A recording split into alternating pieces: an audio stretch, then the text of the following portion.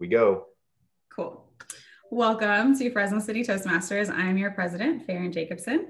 We like to start off every meeting by reading the mission statement for Fresno City Toastmasters. It's in the bottom left-hand corner of your agenda if you want to follow along. We provide a supportive and positive learning experience in which members are empowered to develop communication and leadership skills, resulting in greater self-confidence and personal growth. It looks like we have one guest today, Elsa, who is my friend, and everyone else is a member. As far as new business or old business, we have dues due April 30th, I believe. I feel like that really snuck up on us. I was like, oh, that's way in the future, and now we're in April. So dues are due April 30th. Joey, how much are dues? I think on this one, because we didn't really talk about it yet with the board, usually our dues are $60 2 times a year. But I think we decided just to get, for those that we discounted it to $50, $10 down to $50 because of COVID and everything going on and finances and all that kind of stuff. So 50 is the minimum that you or maximum that you can do. Then go ahead. And for those of us, I think I'm gonna go 60 on this round. For those that can go 60, but no judgments or anything like that. So 50 is all you can do. That's fine. And for those that can go 60, go 60. But I just put in the chat that's our PayPal payment. So you can just send it there. And if you can, please, I know it's kind of goofy when you get in there in PayPal, but send it by friends and family so that we don't get charged the credit card fees if you can. I know sometimes it's kind of tough. They try and trick you because they want their PayPal fees. So little tricky leprechauns PayPal, but that's where you could send your $50 or $60 and we can go from there. And with Elsa being new, we would just go through the application process and take care of that there. So that's a little bit more guided, self-explanatory. Yeah, cool. And then just for Elsa's information, I think I had already told her, but you get 3 meetings for free just to check it out and see if it's something that you want to do. And then after that, we ask you to either commit to being a member or maybe try a different Toastmasters club. There are several in the area, so totally up to you. Any other new business, old business that I'm missing? We're good? All right, well, I will introduce the Toastmaster of the day, which is also myself. Today's theme is manifesting money. And I would like to start off by saying that I have not read a book on the law of attraction, and I'd never really believed in manifesting anything. I thought this practice was kind of woo-woo and just not for me. You work and you earn money, and that's how you get it. But then I realized that I have been manifesting money a lot over the last year and maybe even before that. And so I kind of made a blueprint of how I do so. And I wanted to share that blueprint with you today and then also say how this applies to things other than just money. My blueprint for manifesting the money that you want to make your life happier, better, more enjoyable is number 1, be very clear and decide how much money you would like for something.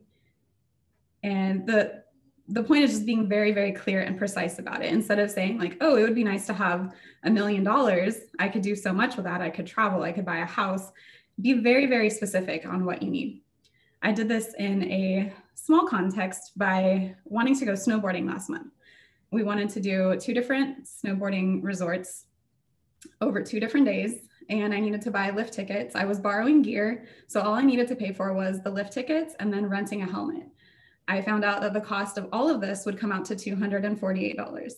I needed to figure out a way to make $248 just magically appear because that's not typically worked into my monthly budget of bills. Second, tell the universe what you want. So it may feel really woo-woo, but just stand there and just say, I need $248 so that I can go on this awesome snowboarding trip and enrich my life. Number 3, get rid of limiting beliefs. I never worried about not getting the money. Typically, we have these beliefs about money that, oh, you need to work hard to get, or I'm stuck at this salary. There's no way that I can make any more. But think about those negative thoughts that you have about money, the limiting beliefs about money, and then just get rid of them. Do you think that the money can't just fall out of the sky? Why not? Why can't money just fall out of the sky? You don't know. Number 4, act as if you already have it. I bought the lift tickets, just straight up bought them and said, the money is just going to come back to me somehow. It's going to happen because I bought the lift tickets. Visualize yourself. This is number 5. Sorry. Visualize yourself having the money and believe it to be true. So I visualized myself snowboarding down the mountain. My lift tickets are paid for. My bank account is replenished. I rented my helmet. Everything's great. Just visualized it and believed that it was somehow going to happen. The day I bought those lift tickets, I actually bought them one ticket on one day and then the next ticket on another day. But after I had bought both of those tickets, I got an email from somebody that I didn't know.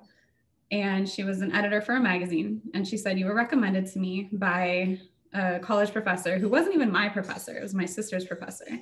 And she said, I heard that you will do freelance work and I want to offer you this gig to write an article about COVID vaccines and the pay is $250. I said, oh, wow, I just needed 248, but thanks universe for the little extra $2 there. That's awesome. The 6th step is to be grateful. Obviously, I smiled. I thanked the universe for giving me what I had asked for, replenishing my bank account with those $250. And I continue to try to live a grateful life every day because I believe that if you're not grateful for what you already have, the universe isn't going to give you more of it. To apply this to Toastmasters, I think that we can follow the same blueprint. Number 1, very clearly decide what you want to get out of Toastmasters. Number 2, tell the universe what you need. Say it out loud. Number 3, get rid of the limiting beliefs. I know this can be the toughest part of it, thinking, oh, I can't do this. I'm too scared. I'm nervous. I don't think that there's a mentor that's going to want to work with me. Whatever limiting belief that you have, just get rid of it. Number 4, act as if you already have what you desire. And number 5, they kind of go hand in hand. Visualize yourself having what you want, that quality, the skill. Visualize yourself getting up here and giving a speech with no ahs or ums. Maybe manifest the mentor that you need, the person that you need to help you. Think about what does that look like? What does it feel like? And then 6, be grateful. At the end of each meeting that you attend with Toastmasters, think about one thing, at least one thing, big or small, that you can be grateful for. What did you get out of it? By the way, the next thing that I asked the universe for is a trip to Peru. My yoga studio is hosting a yoga retreat. It's $2,900. The day that I asked about the amount and gave a partial verbal commitment, I got an instant booking for dog boarding that totals $900. And I thought, okay, where's the next 2,000 coming from? So I will let you know. I'll keep you guys updated. But that is the blueprint for manifesting money or anything else in your life. Thank you. Next, I'll bring up the general evaluator, who is Denise DiBenedetto. That was great, Farron. Kind of hard to follow that. I'm one of those who really didn't believe in that intentional thought process and the secret and all of that. But there's been times in my life where I've seen it happen. So I think really a positive attitude and being grateful is really effective in people's lives. I am your general evaluator for today. So it'll be my job to evaluate the meeting overall. And this will happen with the help of the team, the evaluation team that I'll introduce. I was wondering if there's anybody who wants to step up and help out Heather because she has 2 roles today, or if Heather, you're okay with continuing in both roles.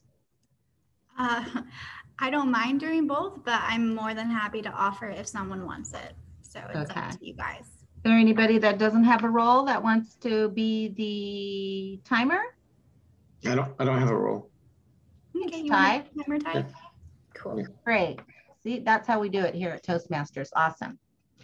So starting with our grammarian, is Storm here? Mm-hmm. Yeah. Starting with our grammarian and the word of the day, Storm Davis. Good afternoon, everybody. The word of the day is minatory. I will put it in chats. Minatory, having a menacing quality. that's the word of the day, and I will be looking for anybody to use it, which is very difficult because we're talking about abundance. And yeah, I'll hand it back to you guys. Thanks, Storm. I've had a minatory attitude every time I get on the freeway, but you guys know my road rage story. Our op counter for today is Heather Davis. Thank you. So I will be counting the little in-betweens, the ums, the ahs, my favorite, the you knows, just the little things that aren't quite, not that they're not natural, but not needed, things that we catch ourselves on. I won't be minatory about it, I promise, because that is definitely a weakness of mine. But throughout the speech, I'll be counting those, and at the end, I'll give a report. And prior to me, there used to be some sort of like fee for them. I don't know if we're doing anything for that, Joey, but that's my role. It's a donation now. Donation. Okay. I'll pass it back to Denise. Thank you, Heather. And for our last minute timer for today, we have Ty Martinez. Hello, I will be timing all of you today. I do have the app, so I will hold it up to the screen so that you can see the light as it comes on. And that is all. Thank you. And finally, our Zoom master for today, Joey Myers. Thank you, Denise. So Zoom Master is just a way for us to highlight or spotlight whoever the speaker is, if it's a speaker, or if it's for table topics, or for general eval. Started experimenting a little bit with getting the person who gave the speech and the person who's giving the eval and do like a split screen with them. And what's helpful here is, especially for the speakers that speak during our agenda, is that they can look back at the video recording, which we post to YouTube, and you can see or spot anything in there that detracts from your message. It could be something that you do repetitive. It could be a word that you say over and over, like Heather's talking about today, and measuring those ums. So don't think about looking back on that video and that recording of you speaking as a very minatory task. It is very helpful, and it will help you to better yourself as a public speaker. Thanks, Denise. Great job. And I'll come back and reintroduce everybody to give their reports, and I'll wrap it up by giving my overall evaluation at the end. So I give it back to our Toastmaster today, Karen. Thank you, Denise. Denny, I don't think I got an intro from you, but I just got a text from you. Well, Denny is our secretary, and she's been a member of Toastmasters, I don't know how long, but longer than I have. And her speech today is called Money Matters. Welcome, Denny. Hi, everyone. Can you hear me? Great. Have you ever been to the wedding where you get to that spot where they get to pin the money on the bride and groom, and you whip out that bill? There it is. And you go over and you're going to pin it on them. There it is. I even know how to pin fast because I'm a wedding photographer. Why do we do that? Why do we give people money in the beginning when we're wishing them well? We hope that they'll have lots of luck in their new marriage. We fill them up with money.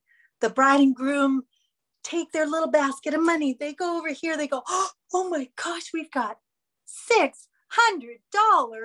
that our friends and family have given us. What are we going to do with it? She wants to spend it all on the honeymoon. And he's going, what? Wait a minute. This is 600 big bucks. This is important. They're just starting out in life. There begins the problems with money in a marriage. We all come to money, the topic of money, with our own background, our own history, our own experience or lack of experience. And it can be a very difficult topic, especially when you have to talk to somebody else about money and work it out. In many ways, money is kept a secret in our society. It's a weird thing. we don't talk about it. We don't talk about it many times in our family. You might have a parent who's a teacher, so they get a paycheck, and another parent who's self-employed. Their concepts of money and how to manage it and handle it and get it are completely different from each other. One is dependable. They know that the money's coming in.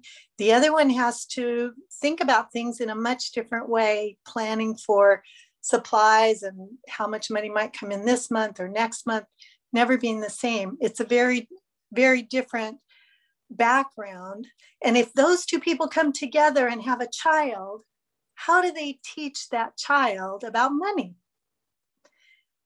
Well, as we go along, we kind of fake it. That's really what happens. And the reality is we start looking for other people. We look at people who are successful. We think, oh, they must know the secret of how to earn money. They must know the secret of how to be successful. Guess what? There's no secret. That's the secret. There's no secret.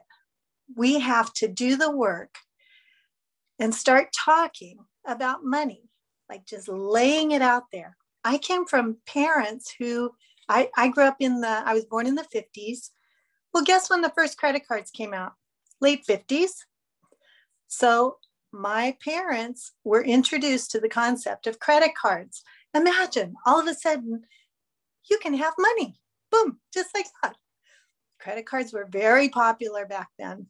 That's when I grew up, was when credit cards were just everywhere.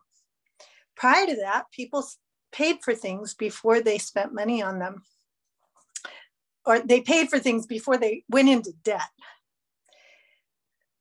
There's a Bob Webb, who is champion of, and he has this theory about freedom versus comfort, that those are two opposite ends of the same spectrum. That in order to get freedom, you might have to consider giving up a little bit of comfort, because we spend our money on comfort items, right? It's all about getting what we want, getting beyond our basic needs. But the idea is that sometimes we have to sacrifice in order to get what we want. And I am a big fan of finding somebody to talk to about money, somebody you trust, so that you can start to do this. Here are all my bills. Here's what I owe. Here's what I make. How do I make a decision about this thing or that thing? I have a friend that I'm able to call that I really respect about when he handles money. And I'm able to call him and say, hey, look, I have a tough decision to make right now, but this is what I need to consider. And he can always give me a little bit of advice about, and he doesn't tell me what to do, but he asked me to consider this or consider that in making my decision, which is really awesome that I'm able to do that. In ending today, I'm going to ask you to consider something. If you have a problem in your life, a relationship or financial or whatever it is, consider this. If you remove money from that issue, what would you do? Let's say all of a sudden I had plenty of money. Money's off the table. I don't have to think about it anymore. Doesn't that change the way you look at it? Don't you feel more confident when you think about, wow, I don't have to worry about money in this. Oh, then why am I here? Oh, why am I working this job then if it's not, am I really sacrificing everything that I believe in or my self-respect or whatever it is, because money's a part of that decision. Take money off the table and it'll make that decision-making process much easier. Thank you.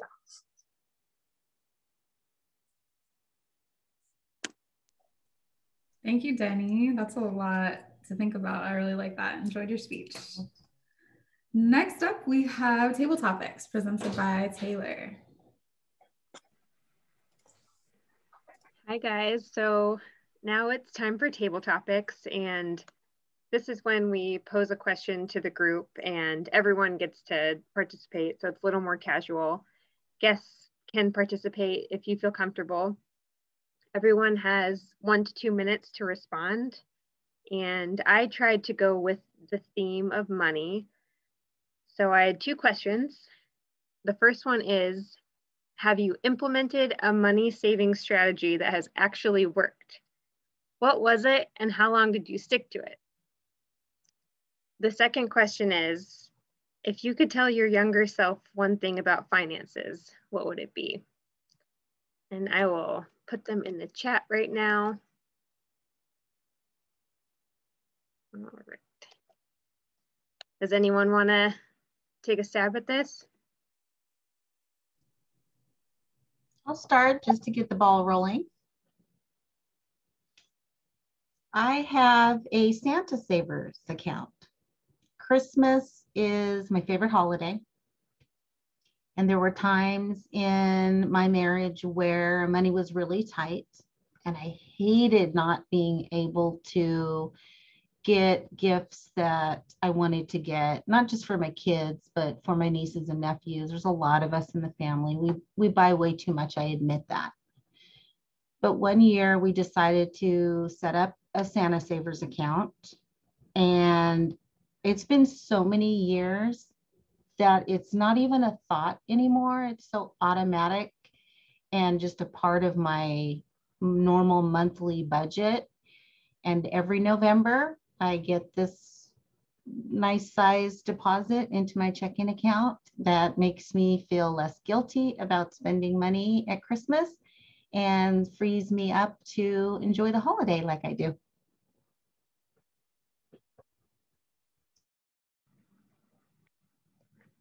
That's great. Anyone else?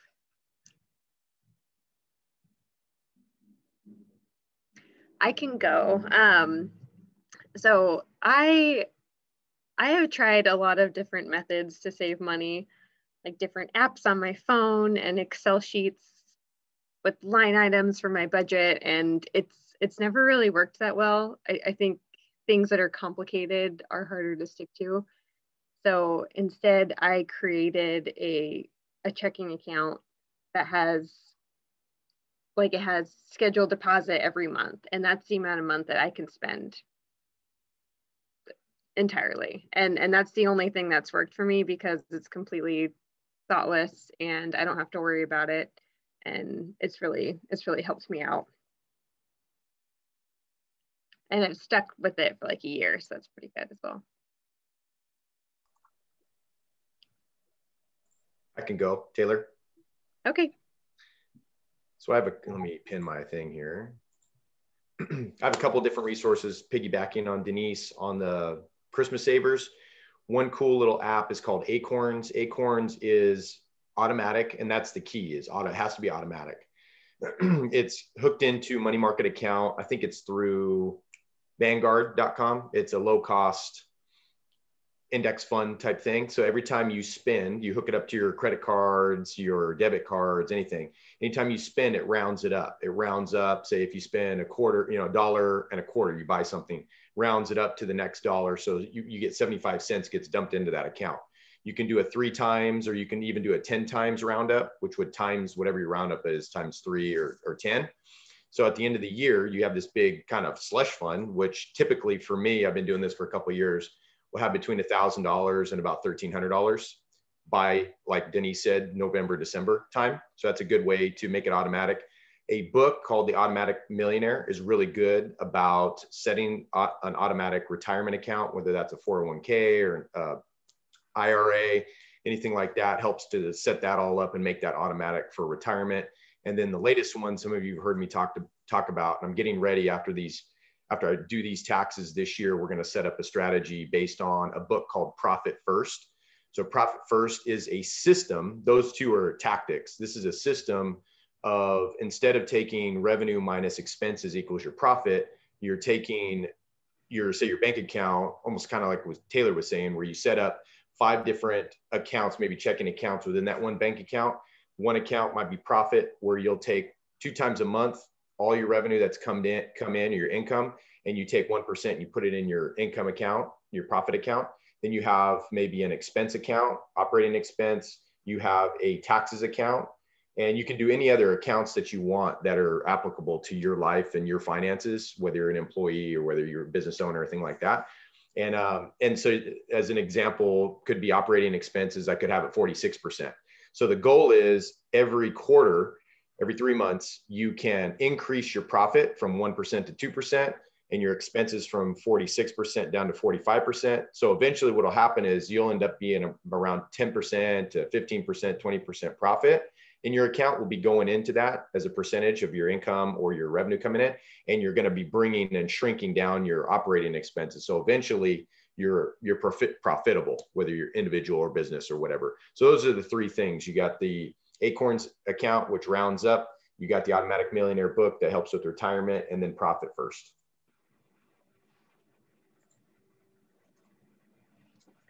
I feel like I asked these questions on purpose because I knew Joey would have a lot to say about them. I'll go next, by the way. Okay. So I'll answer your second question. The responsible part of me really wants to be like, you need to save your money and, you know, build up a savings now so you can enjoy later. And I do agree with that. But at the same time, I really believe that life is not guaranteed, and not that you should live your life every day like it's the last, but you should also be able to enjoy yourself. And I guess my relationship with money is a little bit rocky, but with that, have been able to do some really fun things, you know, travel literally around the world on our honeymoon. And I don't like to think about how much it was, but at the same time, it was so worth it because I don't feel like that's something we'll ever be able to do again. Like, yes, we'll be able to go travel and go different places, but the story and the memories we made and being able to say that we literally went around the world is just something I feel like is more valuable, that experience, than if I were to have that money in the bank. So that's just my view on that. I think if I were to tell my younger self, yes, save, but also have fun. I agree with you, Heather. I had an uncle who he was about to retire, and he, you know, had done really well and made a lot of money, and he died like a week before his retirement. Oh. And so he never got to enjoy it. And I think it's important to enjoy your life.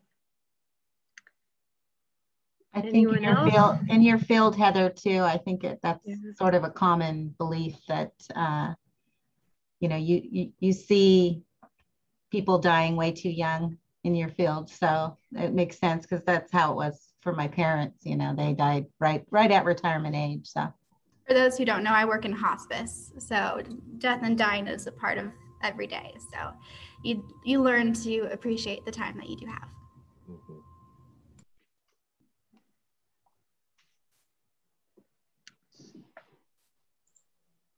There you go. Okay. Okay. I was going to go with the very first one, how to save money. I believe saving money is one of those good things. There's a couple of books out there. There's Acorn. I was going to talk on Acorn. Joey, you beat me to it. I think since 2017, I haven't checked. I see in the last year, I'm up by 30% in my Acorn, just from the last year of whatever it had a little dip and then comes back up. But before COVID, we had a 2% per month increase. So I believe that is just above inflation. I was like, cool, that's awesome. I have Acorn and it is inflating. It is actually going up in value 2% per month. That's a good strategy. The other strategy is taxes. The less taxes you pay, if you could figure out a way where you pay less taxes, that's your savings. That's your dollar raise. I remember before, when I was single with no house, nothing, no kid, I was paying about 52% taxes, and it was a lot, spending $900 in fuel a month or more because I was driving a truck. that money, if you actually have a smaller vehicle or something like that, that is one way to save money, because we love our trucks, we love our SUVs, we love them. They are so capable. The SUV Ultra, I mean, it's such a lifesaver sometimes when it's raining, when you have people to bring to out of state, anything that you need to do for your family. It's great to have an SUV, but you do not need it every single day. So if you have a daily driver, like a little Honda Prius that looks ugly, but it does so good. Now we have Teslas, and we have another company called Aptera. They're not offering their vehicles to the public just yet, but that will be a huge savings. So having vehicles in your life that will save revenues, because the mandatory of our society is paying taxes. And I think the less we pay and the more we spend in fuel and electricity, the more in debt we are in the long run when we actually want to retire.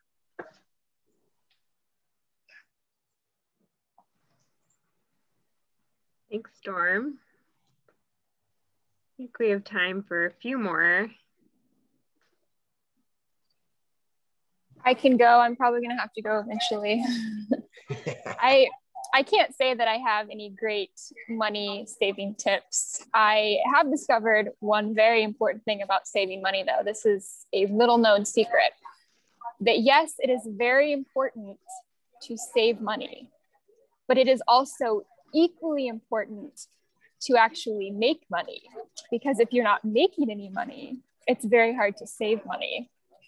I think that overall that has been my sticking point. So that's really the biggest thing that I've learned.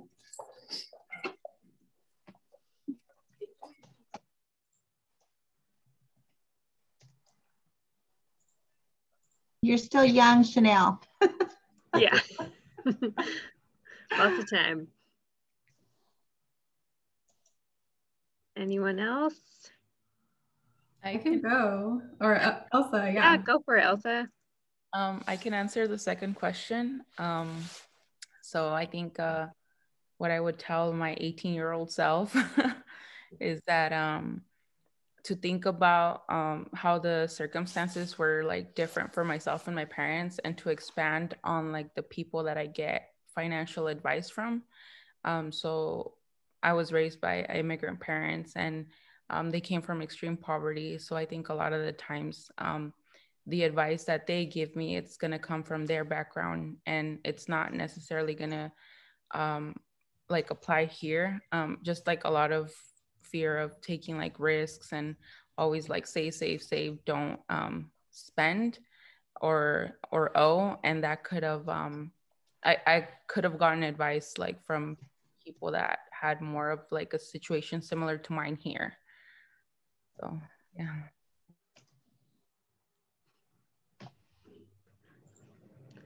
Awesome. Does anyone else want to go?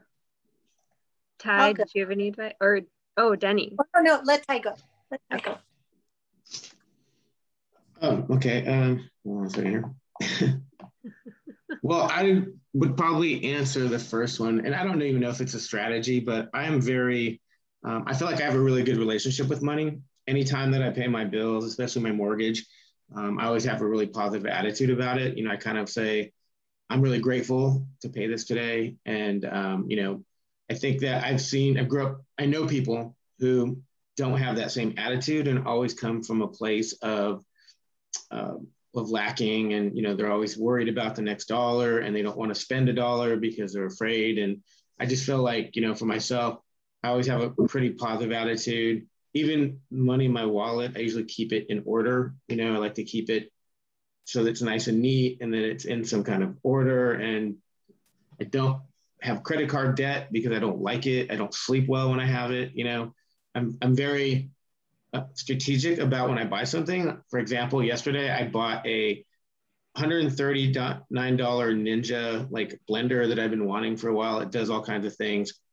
I have a blender, and it's been slowly going out on me. And so I have thought about this for months now. I'm like, I've actually been to the store at Target. I picked it up and I was like, do I really want this? Do I need this? I always ask myself that. And then eventually that answer will come to me and I will make that purchase after that. But I don't buy impulsively. I don't like credit card debt. And I try to save if I really want something. And I ask myself, do I need this? Or do I really want this? You know, because I do believe that, like Heather said, I would rather spend my money on an experience than on stuff.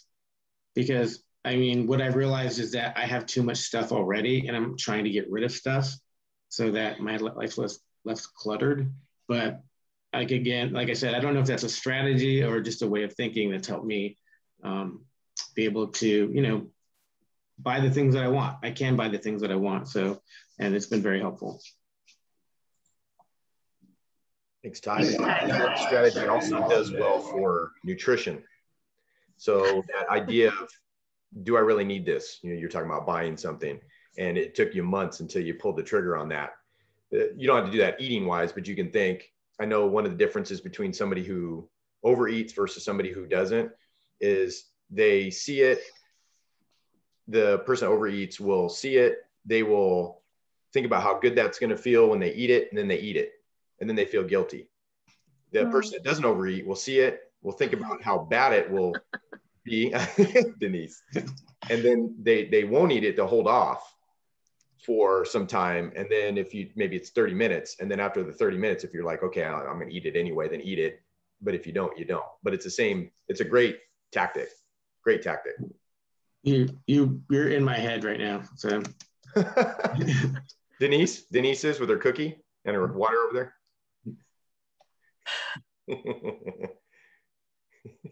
You're muted, Denise.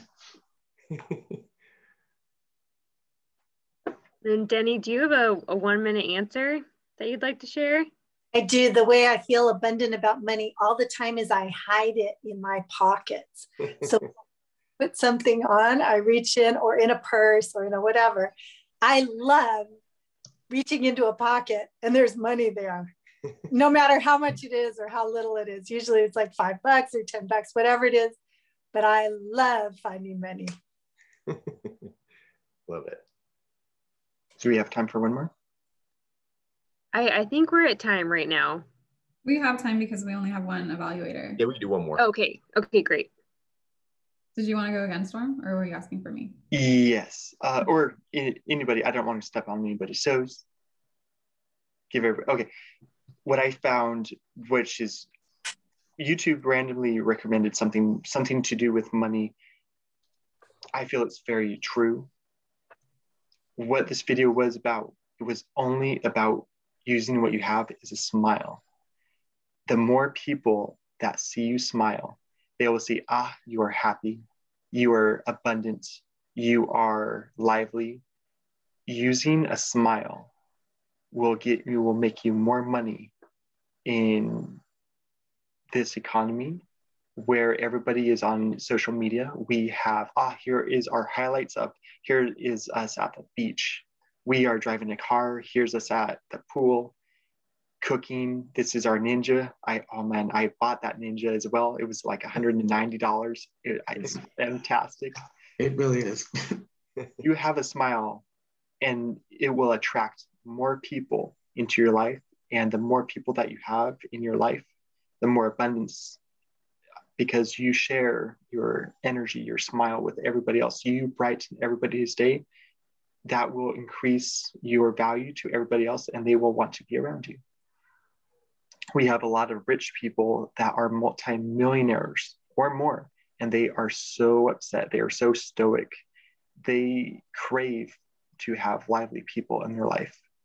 And for them, they will often pursue you. If you're happier than they are, they'll actually pursue you, invite you out to dinner, to lunches, to shows, plays. It's fantastic. So everybody needs to smile and use what God gave you. Your teeth. Awesome. I can finish this off if you don't mind. I know I already spoke a lot about money, but Do it. Cool. I will kind of go with the second question. If I could tell my younger self what to do with money. But I feel like I'm kind of doing that with my sister. She's 8 years younger than me. So I feel like I'm speaking to her more than to my younger self, because I see the same qualities in her that I did back then. She is very thrifty and wants to save all of her money. She has this sense of, I'm never going to have enough. And I try to tell her, just spend it freely, like how I manifest money. Just spend it on experiences and things that are going to make you happy right now. Don't worry too much about the future. You're not actually living in poverty. You're not actually struggling right now. And this happened. My whole family booked a Hawaiian cruise except for my sister, because she said, I can't afford that. And I said, just book it. And you have until October 1st to come up with all this money. You can do it. Just book it. And she was like, no, I can't do it. So she didn't book it. A week later, she got another job that gives her like a $9 per hour increase.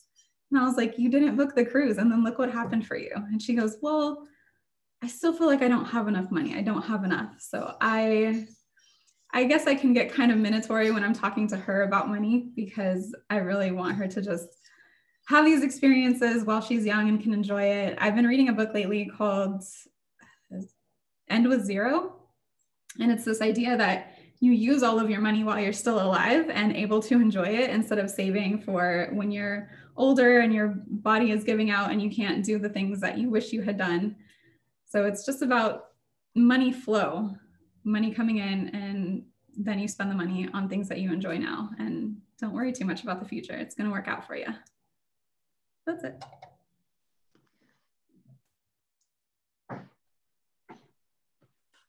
Farron, they must have renamed that book. It used to be called Die Broke.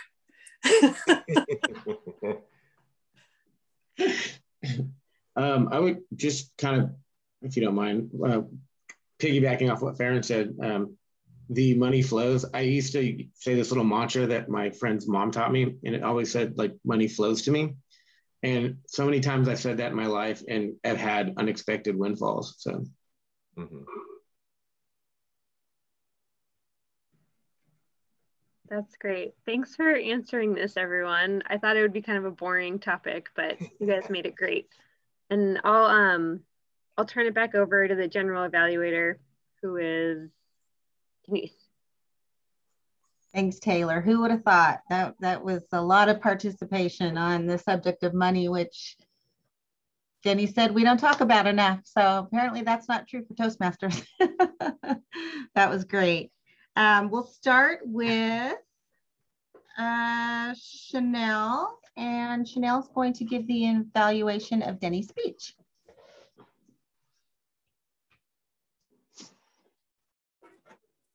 Thank you, Denise.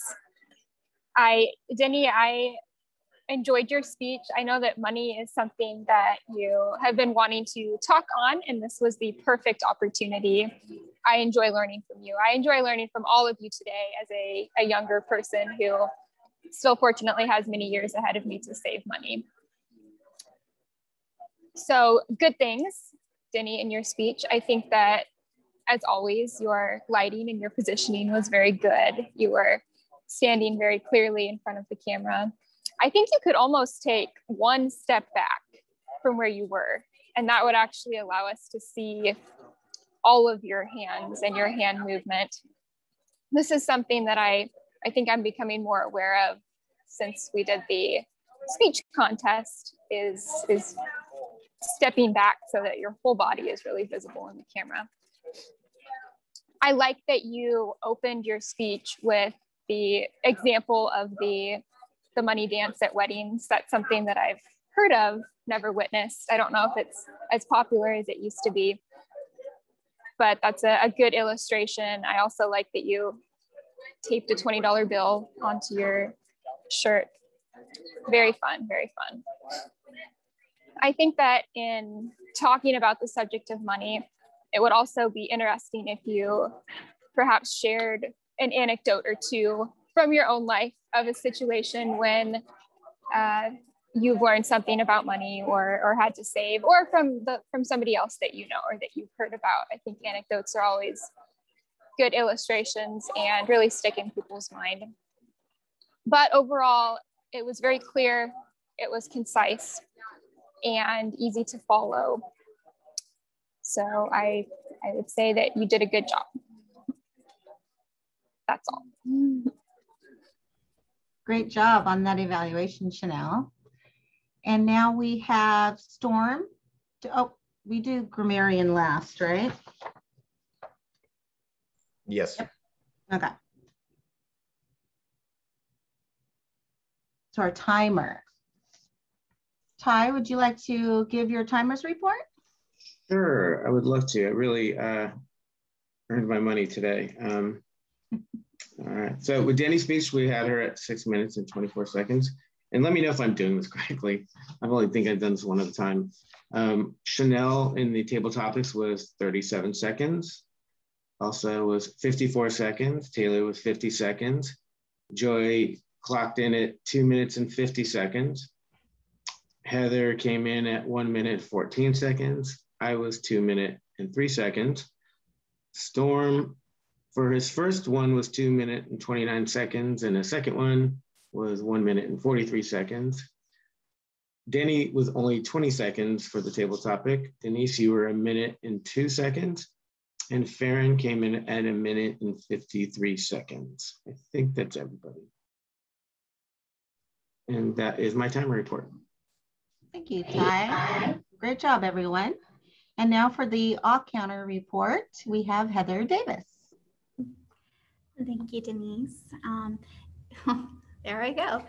And so were the crutch words of the day, and not many of you had it. There were only 3, and you'd only each done it once or twice.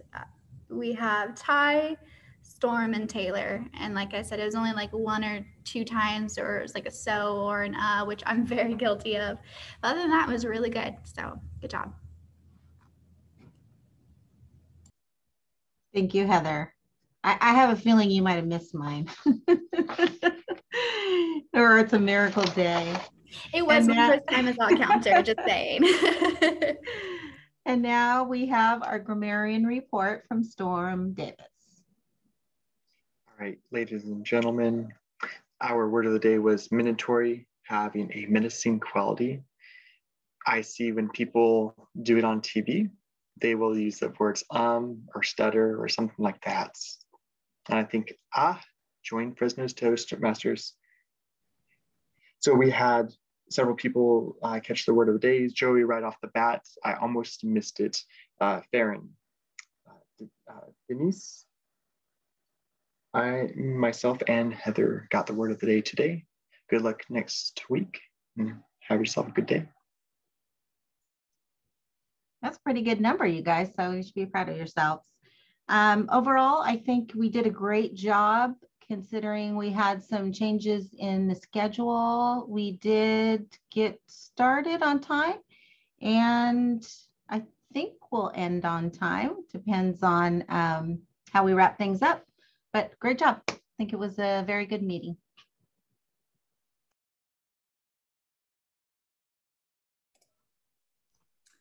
Let me bring back our Toastmaster of the day. Nope, our president, Farron. She was both. Farron. Thank you. Yeah, awesome job today, you guys. I'm really glad that we are talking about money. It's something that people really don't talk about too openly. So I like that we're all sharing our ideas and beliefs and tips and tricks. Joey and I put stuff into the chat of book recommendations and acorns. So if you want to write that down or copy and paste it or whatever you need to do if you are interested in those recommendations. I would like to give a virtual sticker to Denny on her awesome speech. And did anyone have a role for the first time today? Heather, counter. Okay, virtual sticker to you for taking on counter. That's a tough role. You really have to pay attention. Good job today. And also a virtual sticker to Elsa for speaking up at her very first meeting. I know I didn't do that. So that's awesome that she participated. Glad for that. And we will fill out next week's agenda. So April 20th, the meeting theme is lookalikes. Would anyone like to be the Toastmaster that day? I would like to be Toastmaster. Chanel. Yeah. All right, for speakers, I have myself, Taylor, and Ty. Is everyone still good to go? I was wondering if someone would be gracious to maybe swap me and let me do my speech next week, because the reason why I'm asking is because I have a presentation the following week I'm a little nervous for. So I was hoping to do it. So Taylor looks Heather, like. I'll switch with you because I have a meeting that might go over. Yay. Okay, thank you. Yeah. I really appreciate it. Perfect. No problem. All right, so we have myself, Heather, and Ty.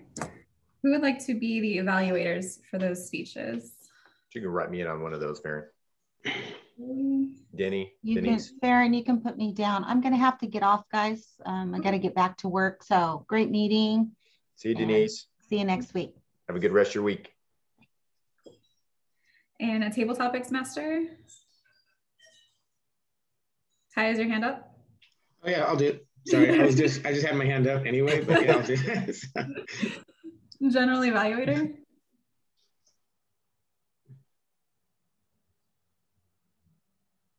You can put me in there, Farron, if. Okay. Grammarian, Odd Counter, Timer, and Zoom Master are all up for grabs. Storm, would you like to take something? Timer. Timer? Okay. Sure. I could do grammarian. That's not a problem. Okay. I'll be Zoom Master. I just need an Odd Counter.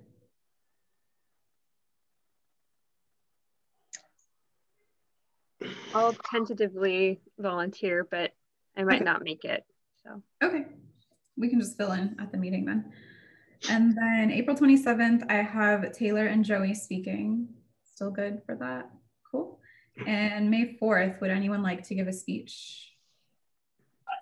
All right, you can put me down for May 4th.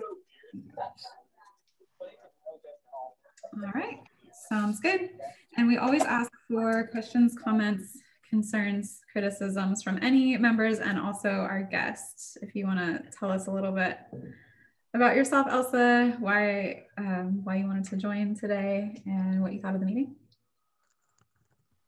Well, I really like the structure of the meeting, and I'm glad I joined today. I wanted to see what it was about because I've always had a fear of public speaking. So when I saw that you were part of it, Farron, it made me a little bit more comfortable to try to check it out. Thank you for inviting me. Awesome. Thanks for coming. So we didn't really explain too much in the beginning, but Toastmasters has kind of a curriculum set up. There are 11 different pathways.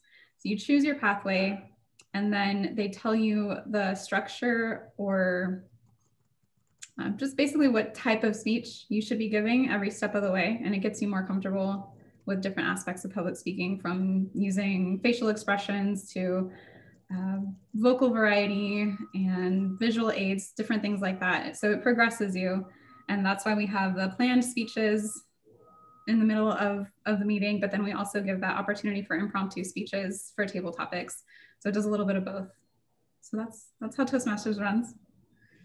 Any other questions, comments from anybody?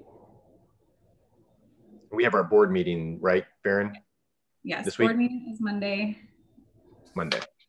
Monday. And Storm was asking about meeting in person, so we can talk about that then. Okay, yeah, we'll talk about that. We'll talk about Sonia as treasurer. And also Brent. Has anyone heard from Brent? Brent, yeah, so he's moving.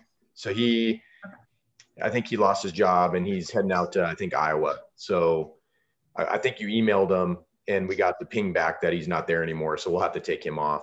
So him and Sonia, I'm sure we'll probably have to take off our email. So, oh, and Winnie's, I think she cut down to, she's just super busy right now.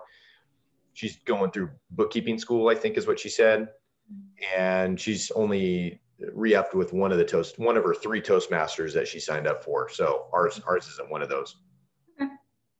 Cool. Well, yeah, we have a lot to discuss at the board meeting. It is board members, but everyone is welcome. I can send the link. So just let me know if you're interested in attending and I will send it out to you. Otherwise, see you guys next Tuesday. Have a good week. Everybody. Thanks, Farron. Have a good week, guys.